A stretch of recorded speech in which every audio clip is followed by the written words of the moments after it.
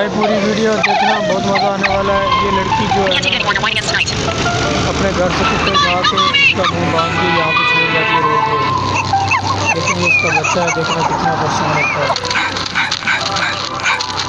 ये वीडियो देखना बहुत मज़ा आने वाला है। ये फिर किसी के घर से जाके ना बुला के लेके आएगा अपनी ज़रूरत पे।